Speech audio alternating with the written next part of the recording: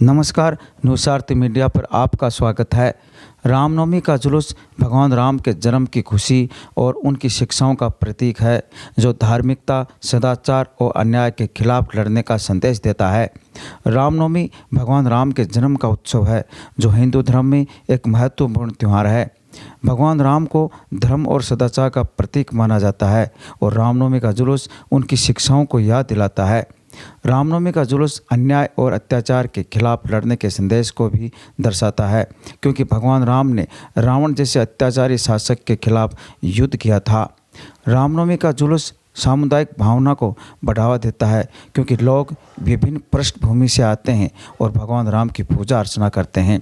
ये त्यौहार विभिन्न समुदायों और पृष्ठभूमि के लोगों के बीच एकता और सद्भाव को बढ़ावा देता है। रामनवमी का जुलूस भगवान राम के मानव और दिव्य दोनों रूपों में प्रकट होने का प्रतीक है। रामनवमी के जुलूस में रामायण की शिक्षाओं को भी याद किया जाता है, जो धर्म, सत्य, करुणा और साहस के महत्वपूर्ण पर प्रकाश डालता है। रामनवमी बसंत ऋतु की शुरुआत का प्रतीक है, जो नवीनीकरण, विकास और समृद्धि का मौसम है। रामनवमी की भावना सीमाओं से परे है, जो दुनिया भर के हिंदुओं को उनके आदर्श, राजा और धार्मिकता के अवतार के प्रति श्रद्धा में एकजुट करती है। रामनवमी का जुलूस भारत की संस्कृति विरासत का एक महत्वपूर्ण हिस्सा है, जो पीढ़ी दर पीढ़ी चली आ रही है। भगवान राम का जीवन सिखाता है कि हमें अपने लक्ष्यों को कभी छोड़ना नहीं चाहिए। पूरी राम कथा सिखाती है कि ईश्वर अगर एक रास्ता बंद करता है तो दूसरे रास्ते खोलता है और किसी न किसी की मदद के लिए भी भेजता है।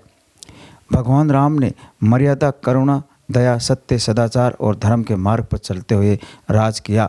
इस कारण उन्हें आदर्श पुरुष और मर्यादा पुरुषोत्तम भी कहा जाता है।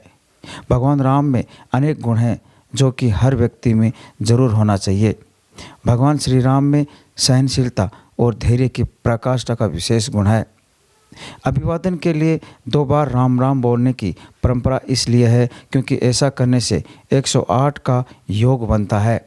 108 की संख्या को बहुत ही शुभ माना गया है, इसलिए राम राम कहने से एक माला जाप के बराबर पुण्य की प्राप्ति होती है। राम राम 2 बार बोलने का राम शब्द के अक्षरों के योग से 108 का योग बनता है। हिंदी वर्णमाला में र 27वां अक्षर है, ए की मात्रा 2 अक्षरों की है और मैं 25वां अक्षर है, इसलिए एक राम शब्द का योग 54 होता है। 54 + 54 108 होता है, यानी राम राम कहने से 108 का योग बन जाता है।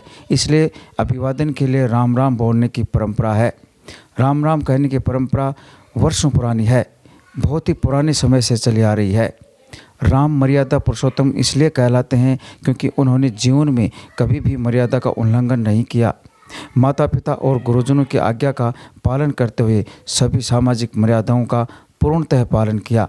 पूरे 14 वर्ष उन्होंने वन में बिताकर एक आदर्श प्रस्तुत किया, यहाँ तक कि मर्यादा को निभाने के लिए अपनी पत्नी सीता का भी त्याग कर दिया था।